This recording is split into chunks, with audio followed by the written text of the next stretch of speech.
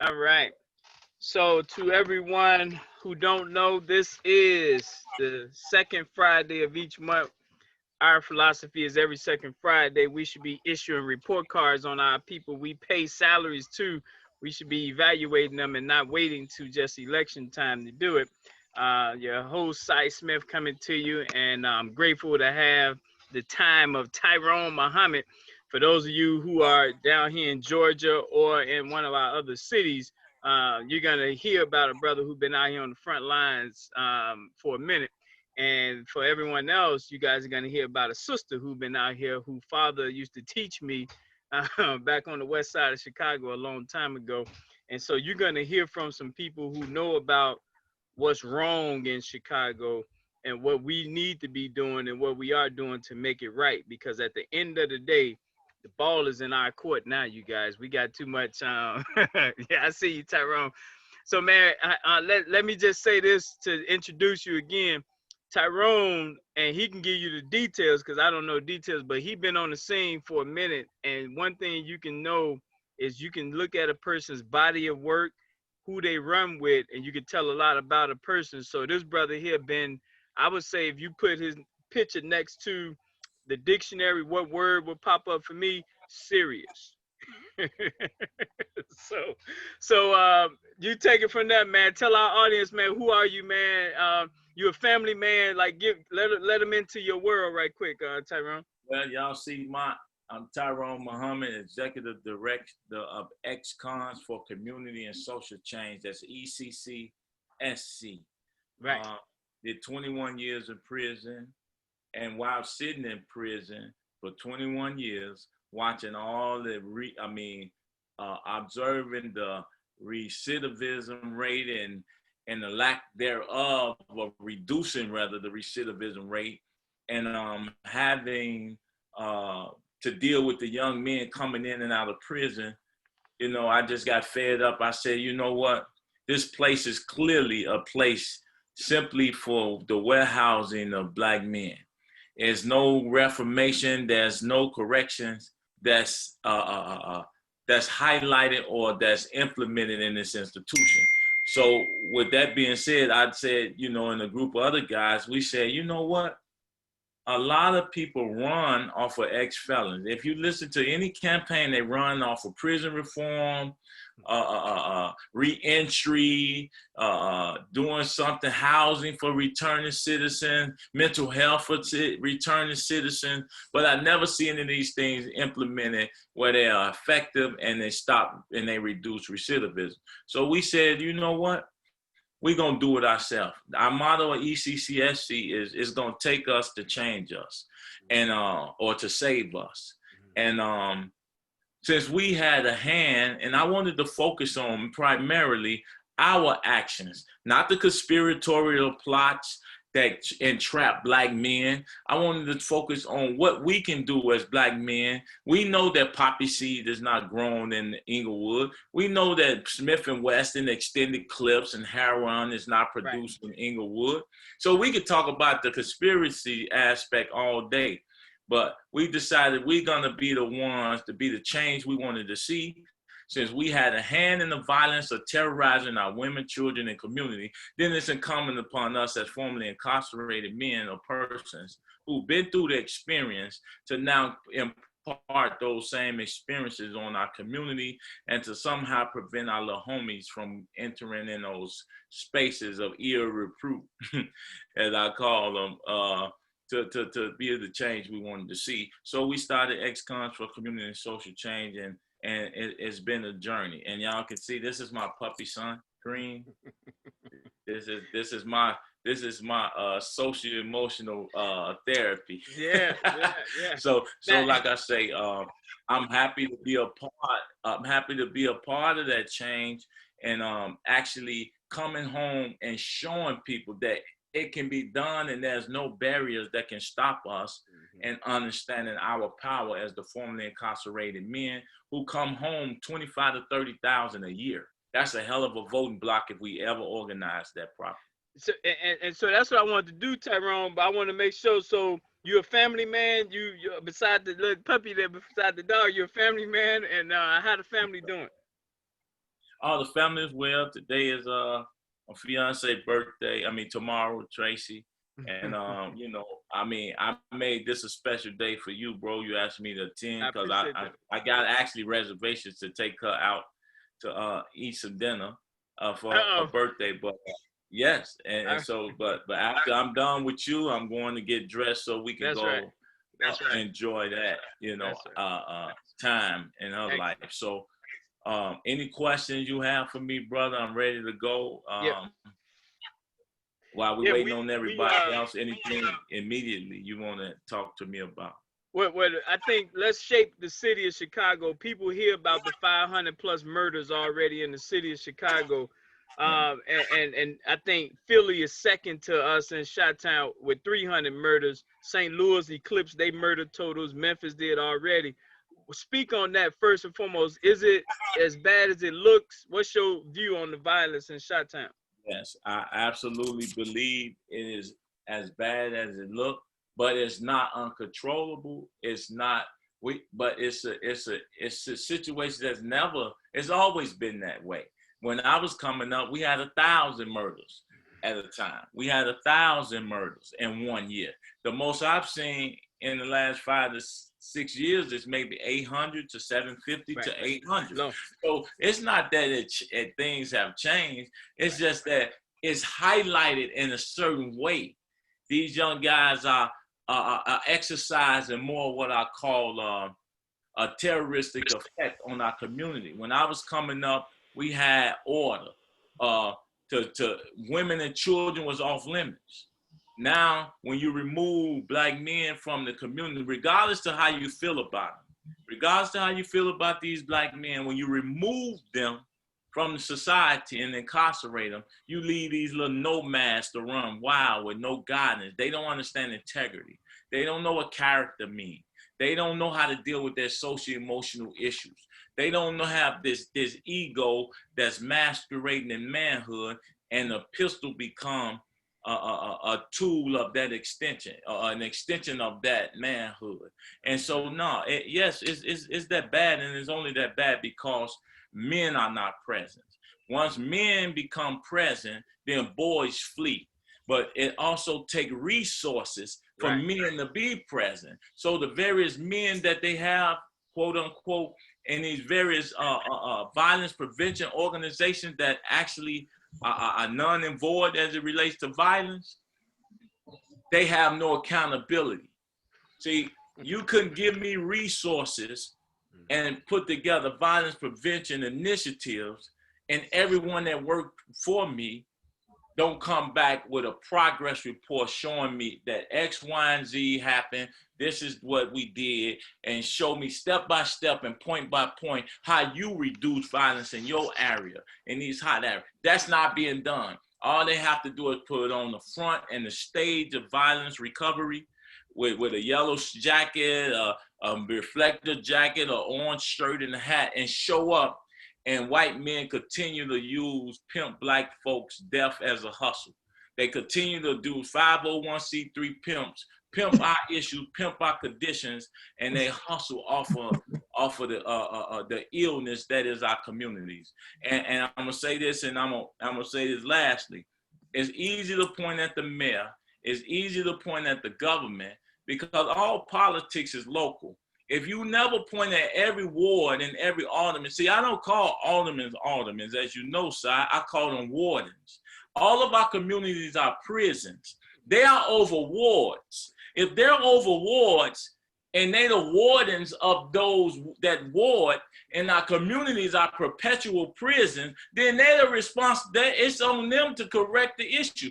They don't see guys like me out.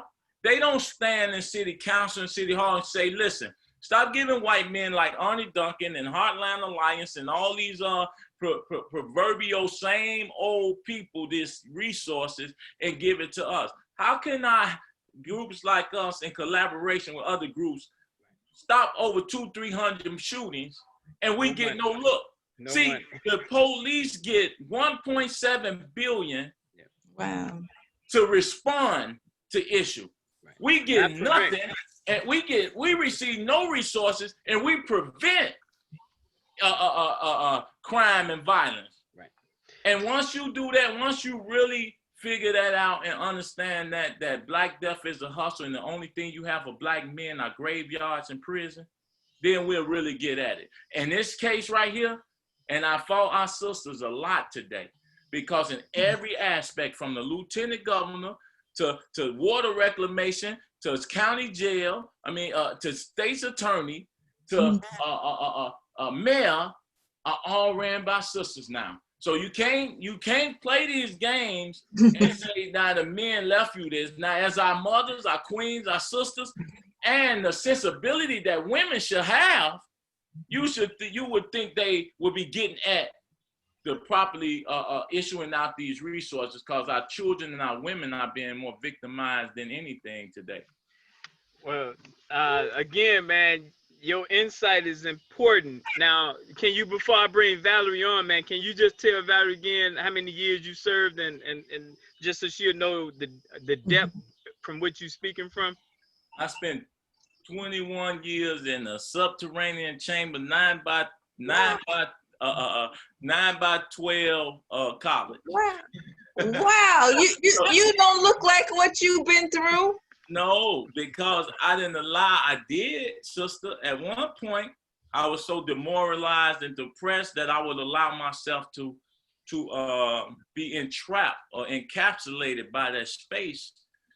But once I overcame the depression, the anxiety, the grief for that, I said, you know what? I'm gonna make white.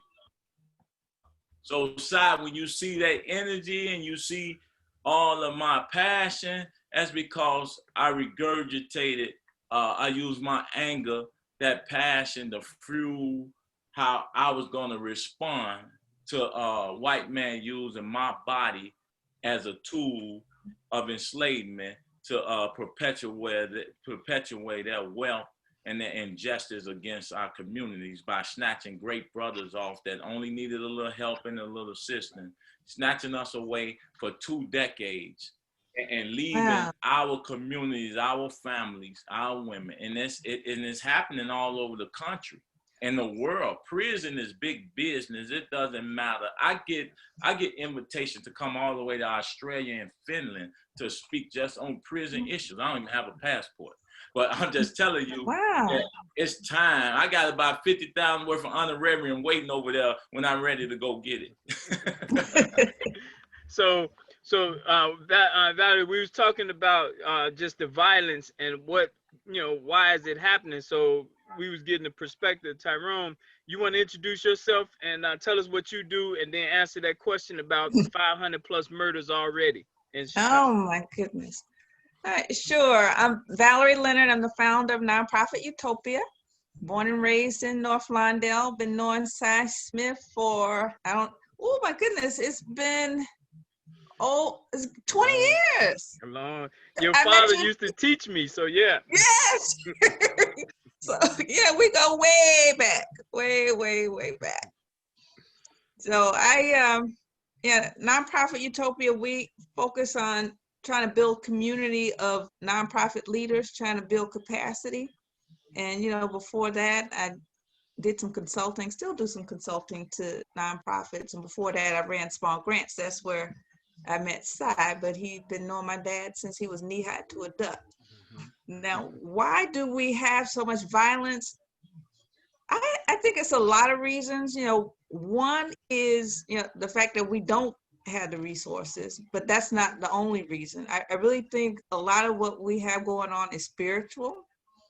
I think that we have turned people off, we Christians, and forgive me if I'm stepping on some toes. I think sometimes people... You need to step on. And you need to turn over some money changer tables.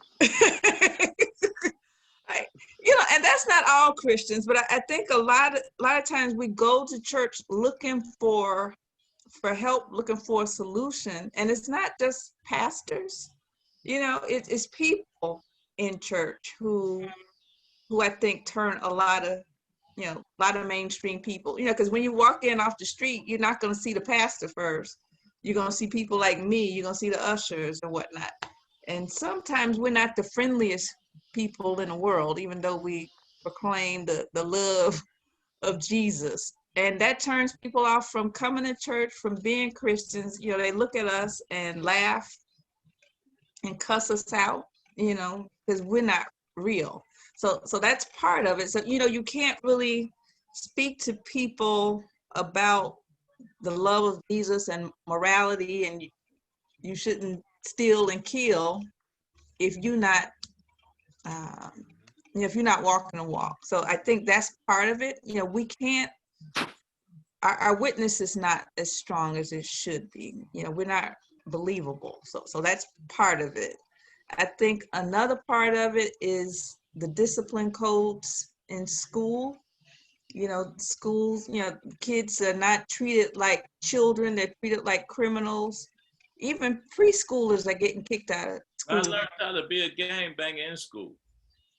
Ain't that something? See, school is where our children, see, parents have used school as an excuse not to be parents. What I mean by this is, even with this current landscape, I would never send my child to school. I tell my auntie and my niece, don't send your kids back to school. Schools are killing fields. Schools are pipelines to prisons. They don't say that for nothing.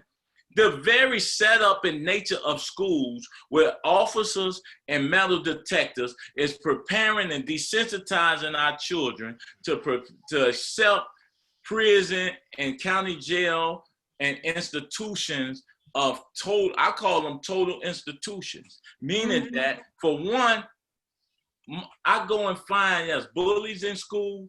You find your clique, your crew in school. That's where I found mine. And it's a place where we ask our teachers to be everything and all things to children, and teach them a curriculum and matriculate them to something that socially and educationally get them ready for society. Brothers like me are not allowed in schools because city council has put up this no ex-felons in school, even though I have the most effect on them, because young men are not seeing black men in school. Women are feminizing our boys on every aspect. So this high level of emotions that I deal with these young guys on the corner, the emotion to hey man, I got an issue with you. Let's go learn how to do this. No more of that. I got an issue with you. I'm shooting you because I can't handle the embarrassing and the disrespect of what you saying to me in front of my peers. So the music is the number one cause, one of the number one, I would say 1A, 1B, or 1C of pumping these subliminal suggestions, and the murders and the shooting sisters has become a style. Like wearing a Gucci belt, toting a gun is like having a pair of Jordans or something. So shooting is the style. Our kids are murderers. They're shooters. Anyone can shoot. That's why they spray up the block and shoot innocent women. But our children are not killers. And we allow this system to put titles and labels on our children because they're afraid to deal with the real problem. Listen, when I go to them shorties, real quick, son, I snatch their little punk ass off the corner and say, get your A over here and come with big homie, because I got something for you. But you got street credibility, though. So anybody can't do that, though. Right. I can't do that. They'll laugh at me. Why don't you use the tools that, listen, just sending me to prison don't serve society. It served their system, but you got to make me, I'm doing it on my own, to put back into society as a token or as a part of your parole release. You have to fall into organizations like Tyrone Muhammad, ECCSC, so that you can give back to what you've taken. I can go to prison and do nothing but sit back and watch TV. Right. Come back out a worse criminal than when I went in, and you put me back in the same communities you plucked me from, that's already demoralized, depressed, and out of order. So until you say, hey, what's the formula? How is intellectual, so-called criminologists, sociologists, psychologists, you use them to determine how we handle things, but you never call people to the table with life experience to say, hey, I'm on the board because I'm the prison czar, I'm the violence prevention czar, but because they tarnish us so much with our formerly incarceration that they don't even allow us to really amalgamate properly. But Tyrone, that's part of the game, right? And you said it. All politics are local. Valerie, you ran for alderman the last cycle, I believe, and so we got 2 cycles ago. 17 black aldermen. Are they part of the problem? The politicians, the aldermen? Absolutely. Oh yeah. They are part of the problem. You know what? When they see people, like for example, Tyrone Smith. Tyrone used to catch it in the 24th Ward because he was holding people accountable. He used to do the report card. He used to grade everything, just looking at the quality of life. You know, we looking at report cards now, and that's just a multi-billion-dollar business, you know, where these people are assessing kids, assessing neighborhoods, and doing all the software, getting money. But he's been doing that since what? The late 90s. Yeah. But Valerie, like in particular, I'm saying like you got aldermen who they would admit that they don't know what to do. Like, should politicians step down if they just can't do nothing about the #1 job, keeping your taxpayers alive? There's no taxes if everybody get killed. Like, what do y'all think about that? I don't know if they should step down, but they definitely need to be working with people who know how to solve the problem. Let me tell you know, because they can't know everything. I told an elected official, they spent $1.67 billion on the police department, and they have 11% or 7% clearance rate on murder. I said, you spent $1.7 billion to respond, not to prevent nothing. That means you have an 89% murders are uncleared for 89% in our community mostly. Right. So I'm saying to them, I told them, you give me $50 million, I reduce violence by 70 to 90% tomorrow. They said, how you gonna do that? Because you silly. You rather give it, don't defund the police, reallocate the funding. Right. Reallocate, since that makes it, since y'all politically correct, it makes you feel good. We ain't gonna defund you. We'll reallocate funding the same way Mayor Lightfoot reallocate funding to hire 1,200 police officers to protect and overtime pay to protect downtown. Mm-hmm. You reallocate those same fundings in the hood, because once I see the little shooters and the hitters and all these little ones, that $50 million that will feed the whole city of Chicago, then I hold all them little so-called thugs accountable. When you cut their water off, when you feed them, you lead them. If you don't feed them, you can't lead them. Right. Now you give me an opportunity to practice behavior modification on their manhood and their training. They need behavior modification training apart from what they've been taught. Now they're quiet enough where you can now take them and give them some social emotional learning. So psychological. So Tyrone, you say they don't listen to people like you. Oh, they will listen to me. No, I'm talking about the powers that be, the ones who are paying the money. Yes, ma'am. Okay, so what about programs like Ceasefire?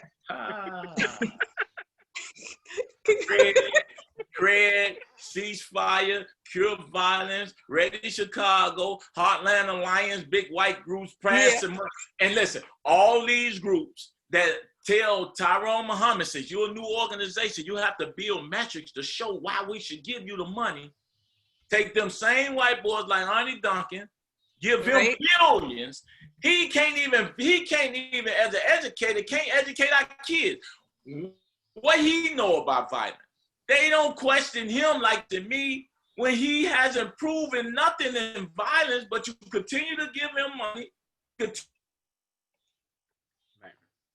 I know when I perpetrated violence on my community and have a propensity for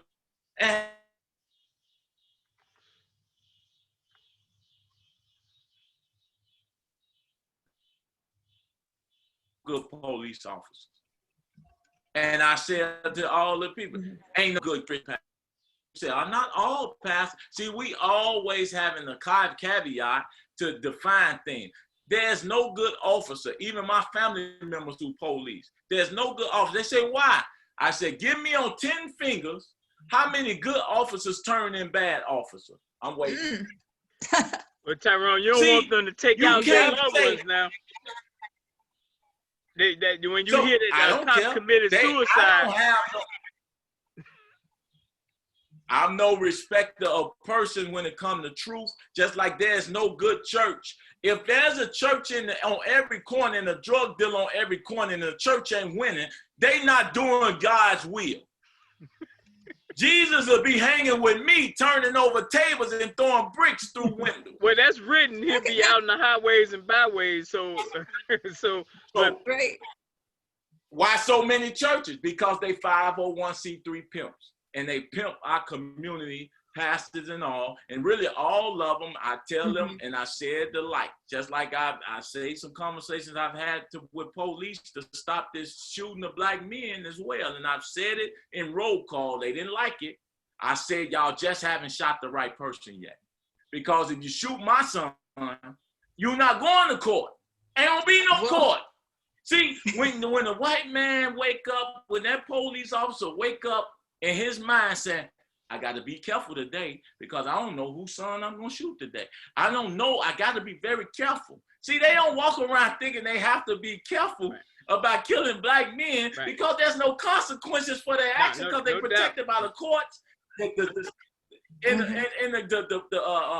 The Constitution protects them. Right. So once they start feeling that a person like this will kick my door in and threaten my wife and kids and my livelihood, they'll stop. They'll stop tomorrow. Now, Valerie, I look at, because Valerie, you know Mark Carter, you in the war with Mark Carter, Tyrone, Mark. So with anybody, with any group, you gotta have your militia, if you will. The ones that ain't trying to be politically correct, they not trying to hear all that talk. They make it happen. They put hands on. They build a nation without an army. I don't care. That's why black people, we hollering by Jesus.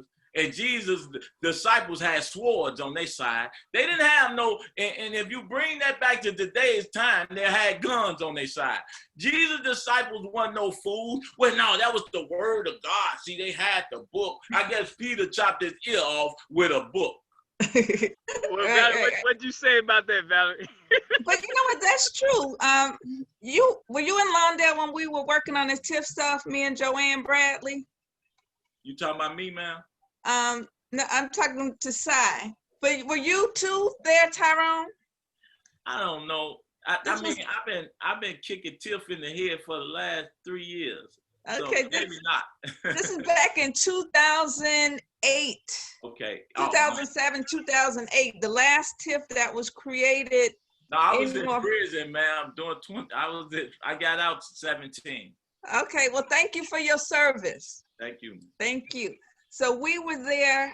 2007, 2008. There was a TIF, the Ogden Pulaski TIF. That was the last one that was created. Sharon Dixon was our alderman at the time. Michael Scott. Michael Chandler had started the TIF and he got voted out of office, and then Sharon Dixon took over. At any rate, we started reading about what was in the TIF and we had a lot of questions, and they postponed the meeting. You know, they have a series of meetings where they talk about the TIF and all that good stuff and talk about how they're gonna create jobs. But by the time they came back, we had read about 358 pages of that TIF. So it wasn't just me and Joanne, it was a whole bunch of people. You had the old people like Miss Goldsmith, you remember Miss Goldsmith?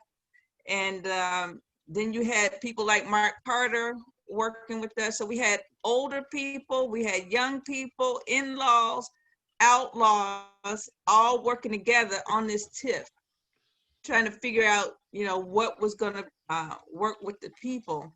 And by the time we read through it, we found that they were trying to take 1,600 units of vacant property, and they wanted to also take about 1,600 vacant lots. So vacant lots and as well as abandoned properties. All of that to build 300 homes. And they were going to displace people all along Kedzie from Cermak to Ogden, and then on Cermak between Hamlin and Kedzie, I believe. So at any rate, we all got together and we protested. We had public meetings. We went on TV. We went on radio. We had press conferences and all this other stuff, and basically pressured the city to rewrite that thing at least twice. By the time we got through, instead of having a potential displacing 1,200 people, they only had 13 units of housing that could possibly be displaced. And then instead of saying that they were going to acquire about 1,700 properties to build 350, they cut that down to about 600, which was, more realistic. But I think that was the last time where you had quote unquote in-laws, the outlaws, older people and younger people working together. It's people like Mark, they were the enforcers, and then me and Joanne would get up there and talk policy. Exactly. No, but Joanne, she could go back and forth. She could talk policy, but she could get down there in the gutter with you too. and that's what I was saying. We need it all, because it's some people who don't hear you if you just intellectually speaking to them. They gotta have someone in their face to engage them. So you need both hands, So the election is coming up. Do you think it matters? Do November 3rd really matter to us, y'all? Nope. You say no, Tyrone? No, it surely don't matter to the young men I talk to every day. Mm-hmm. It's like what I care about COVID, because violence is our first COVID and the perpetual COVID. Until you get a handle of that, see, there's gonna be a vaccine eventually for COVID, but violence in our community will stay as long as we're not aggressive, we're not unorthodox at getting at it. Because at the end of the day, if you don't teach these men, like I'm organizing some with the DuSable Museum to register 100 voters registrar from ex-felons. So we can get out here to show them that the ex-felon community is bigger than the LGBTQ vote could ever be. Once we realize, like, I can, as an individual ex-felon, I can bring 10 votes. I can get everyone else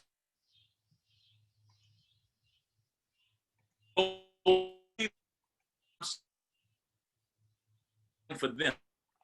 They vote, imagine, 30,000, 25,000 homes per year an ex in the state of Illinois.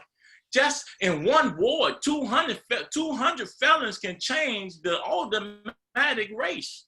Until they wake up and realize, and they not courting us. And I'm going to change the narrative in a minute, because the Republicans are smart enough to say, you know what?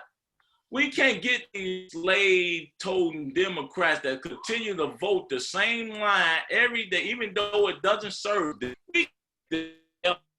Women and people going to church, they blind followers. So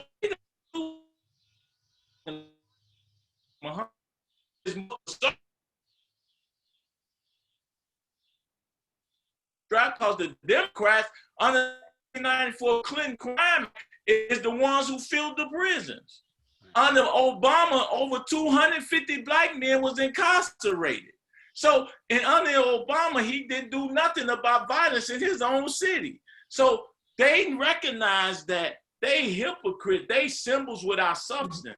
But we did the time, we serve out that to society. Now we out here saying, listen, no taxation without representation. You're not going to continue to hold me in perpetual incarceration by holding my past against me. Then why don't you hold America and the forefathers past against them, who never been to prison for it, who never said they were sorry, but black people will hold brothers like me accountable? Our own elders do this.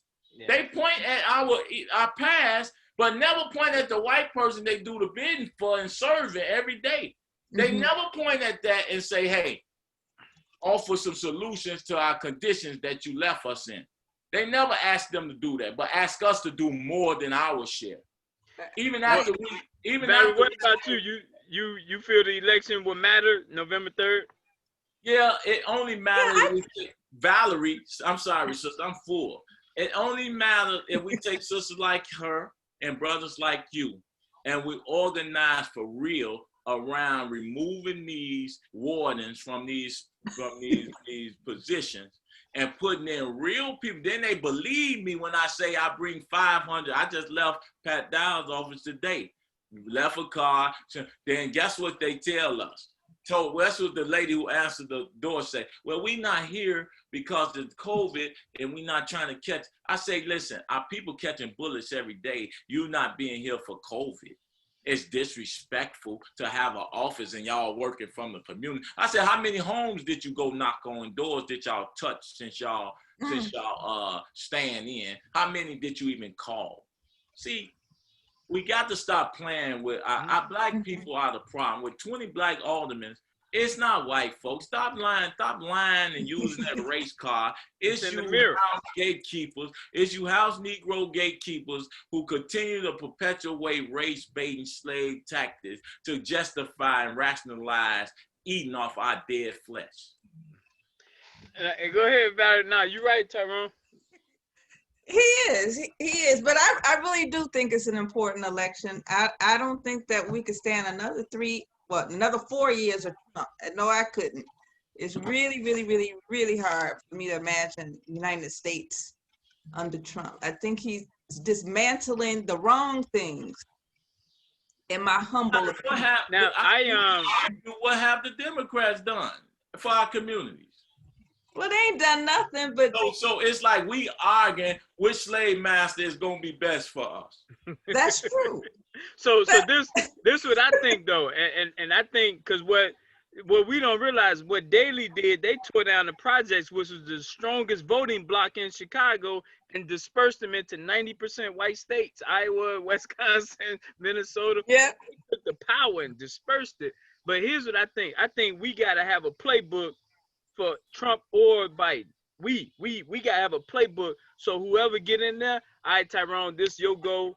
If this person get in, this might go. We gotta have a plan so we don't get played by either side no more. You know what I mean? Because it's some things that the Republicans would do that the Democrats won't do on business. That's true. Right. Republicans gonna do with giving resources to Latinos. So what's our plan? Like what's our game plan for either side? Miss Valerie, you said spiritual. It's impossible. We innately spiritual. That's why the music is what it is. That's why even our sisters having unprotected sex is spiritual. A lot of the stuff we do is already spiritual. Our fashion, our style, our walk, everything. So, and when you have all these churches throughout our community, I counted one time 7 churches on one block in the whole area is impoverished. So when it's not spiritual necessarily, I remember everything my grandmama told me. But capitalism,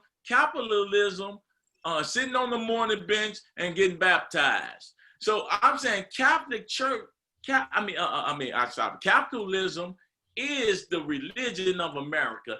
God don't mix. You can't, God don't care about I don't know what scriptures and book they're reading. God don't care about the cares of this world. That's why he ain't come to help you. God don't change the conditions of people until they change their own conditions. Mm-hmm. We in mental state. That's why I say principalities and wickedness in high places. It ain't God. He's saying if you unable to overcome them principalities, then forget about that. Just let me come to destroy this. God is no respecter of person. He allow innocent babies to get killed every day so we can wake up. Now, I think religion is the key. Spiritual, that's internal, right? But that religion is our problem, getting caught up on the religion and all those things. But I'm going to say like this, from a military standpoint, we can turn them 7 churches into 7 different divisions of what we need. One church, we help them focus on carpentry. Other church focus on nursing. You know what I mean? We got to, again, have a playbook for both sides, because the fact is, each one of them think they was called. Hey, God called me to Right, do it. that's true. I'm not going to debate you with if you've been called. I'm saying, hey, I want you to hold down this and hold down that. And then, like you say, Tyrone, the fact of the matter is, even if you holding it down, and this is what you do, Valerie, let's look at the books.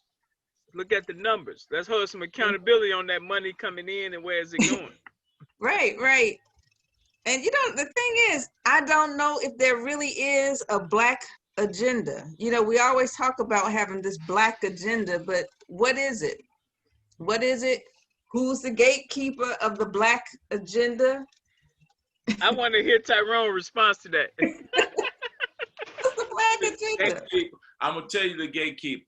First of all, anytime somebody run and constantly, if you're a multimillionaire in this city and you haven't created job opportunities, you allow foreigners to come in and buy the corner stores, to buy the restaurants, to buy all that, and you have seed money and money to do this, then you the problem. If you're an elected official and you've been in the office over 8 years and you haven't seen any significant change in your ward, your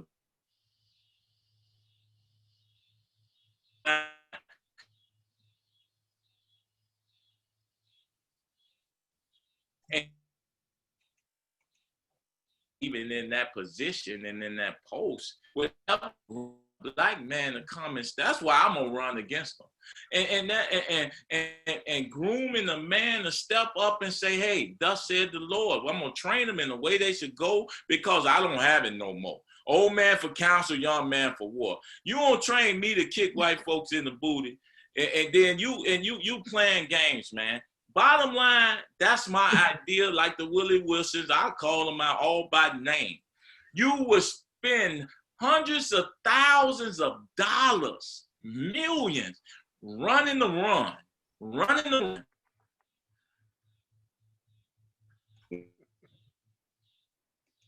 Instead of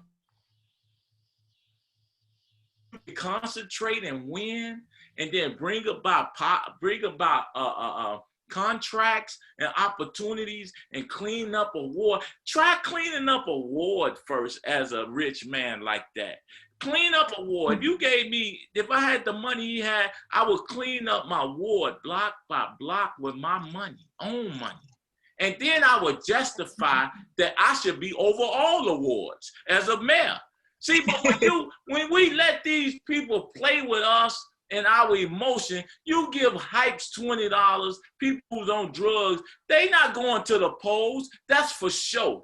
That's to be able to say, I'll stand here representing Black people and I give this and I give that. Anybody, the devil give you wealth. The devil will give you wealth. That don't mean he's for you. So when we see them doing that, check their motives, because if you're not producing, listen, if you're saying to me that the mayor needs to do this because the violence is this, then why don't you as a rich man give away millions towards these violence prevention organizations that's not receiving funding? And then you build your metrics around what they're doing, and then you can say, hey, so this is what we're doing. This is what we're offering. At least be a resource as well. Since you're a Republican, bring us in front of Trump and we say we need the resources to get at it. I ain't without throwing Lori under the bus, without throwing any of them under the bus. Let us show you what we can do. I don't need no lie. I don't even never have to touch a dollar. Just do what I say do with it. Do what I say do with it, and watch I produce some results. But like you said, though, we can't have them giving bullets to our enemy to shoot us with. When we got Arab corner stores, we got the beauty supply stores owned by, you giving resources for them to hurt us with. So it's totally backwards, you know? So we coming. I love this, man. We only have 12 minutes, y'all. And enough time, and Zoom has allowed us See, you made this. I don't go with that. I touch my people. That's how I call COVID. Out in the street touching the people. I don't care if that's God's will, then that's God's will. But when you desensitize people, you isolate them, you separate them, you make them wear covering, they're unrecognizable. Man, listen, there's a thing going on and a play going on where you more concerned about me catching the COVID than a bullet. You're more concerned about me catching COVID than a woman walking her child down the street to school getting killed. I don't want to hear that. I don't want to hear your COVID suggestion, all the billions pumped into the COVID, but our communities are not receiving the wealth while everybody playing doctor and God over our condition. No, but no, Tyrone, our community is receiving it. It's the gatekeepers who's getting it, who look like us. So it's coming. They should be in Lake Michigan. Huh? No, I'm just saying. I said, you didn't hear me? They should be in Lake Michigan. Oh. Marched off the plank. They should be marched off the plank, and they can tell the feds I said it. They can tell the state's attorneys I said it. They can tell them. You sound like Bill Henry. Remember Bill Henry said that? Listen, if that's the reason our condition, listen, this is a war we in. This ain't no spiritual. This is a human wickedness that's been perpetuated forever, and we watch it happen and continue to buy into it, and we go, well, that's the system, that because you keep the system going. That's why young folk don't respect elders, because they intellectual cowards. So this, because we only got 10 minutes left, so let's switch on to what's gonna happen next, what the future looks like. And I want to put this out there. I wanted to make sure I got Tyrone on because me and Mark go way back. Tyrone, me and him, since he got out, we've been working together, well, knowing each other, respecting his work. Because the reason I'm in Georgia, Tyrone, just so you know, I'm in political exile, just so you know. I don't know. Again? What do that mean? What do that mean? The Democrats ran me out, man. Well, come on back and help build an army and run them out. No, Tyrone, you're gonna love what's getting ready to happen, man. Watch the backup you about to get with you and Mark on them trenches, man. Block by block, what's happening. They think they ran me out. I'm being facetious, but they don't know. We built stronger, block by block, all over, man. And we gotta have our militia. We gotta have our voice out there that's gonna put hands if we need to. So I'm encouraged, not discouraged about what the future looks like. But I want you guys to speak. What do the next 6 months to a year looks like from y'all's standpoint? I'm gonna let the queen go first. Oh, thank you. And before I do, I just want to say I admire you from afar. You and I are Facebook friends, and I see all the good stuff you're doing with no money. Well, let's meet up so we can talk about getting us some money to fight. And do you know, oh my goodness. Oh, Robert Douglas? You remind me so much of Robert Douglas. I know Robert Douglas from Roseland. Yes, your manner is like him and everything. Your ideas are like his. All right, so we will definitely have to talk. But I don't know, for the United States and for our city and state, I'm not that optimistic. I know I should be, but I'm not. You know, I think that this COVID thing has really messed up our schools. It's messed up our economy, and it's going to take a while to recoup from that. I was just on a call today where people were talking about in their particular area, about 80% of the kids have not even signed up, you know, to be in school. So that's going to be another year wasted in education. I think 80% of the kids are not signing up to be slaves and puppets. Well, what are they doing? That's what Tyrone was gonna go there. This might work to our advantage, Valerie, because just like you, if we can teach our own children, this is part of their system. So we gotta have that African-centric schooling. So I don't know, it might work to our advantage. And that's what we're supposed to do anyway. We're supposed to be our kids' first teacher. Well, we really are, whether we teach them, whether we try to teach them or not, they're watching us. But I guess you're right. But then when people have to choose between staying home and trying to teach the kids and going to work, that's pretty tough. That's pretty tough. Well, So, work it out. the future is bright because you have an army out there will kill themselves to kill you. Don't know why they're killing, don't know whom they're killing, just kill to kill.